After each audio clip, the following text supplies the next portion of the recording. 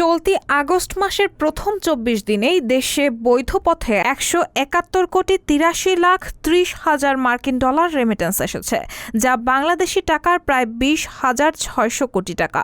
গতকাল কেন্দ্রীয় ব্যাংকের প্রকাশিত হালনাগাদ প্রতিবেদন থেকে এসব তথ্য জানা গেছে।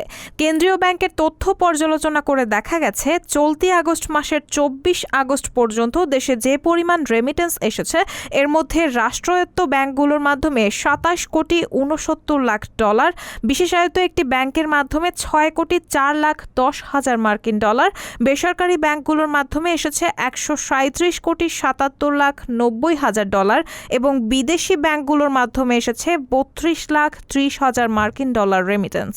কেন্দ্রীয় ব্যাংকের তথ্য বলছে, আগস্টের ২৪ দিনে আগের বছরের একই সময়ের তুলনায় প্রায় ৩০% রেমিটেন্স বেশি এসেছে। গত বছরের আগস্টে ২৪ দিনে রেমিটেন্স এসেছিল ১৩২ কোটি ডলার। জানা যায়, ২০২৪-২৫ অর্থবছরের প্রথম মাস জুলাইয়ে দেশের ১৯১ কোটি ৩৫ লাখ ৮০ হাজার মার্কিন ডলার রেমিটেন্স এসেছে, যা আগের ১০ মাসের মধ্যে সর্বনিম্ন। এর আগে ২০২৩ সালের সেপ্টেম্বরে রেমিটেন্স এসেছিল ১৩৩ কোটি ডলার।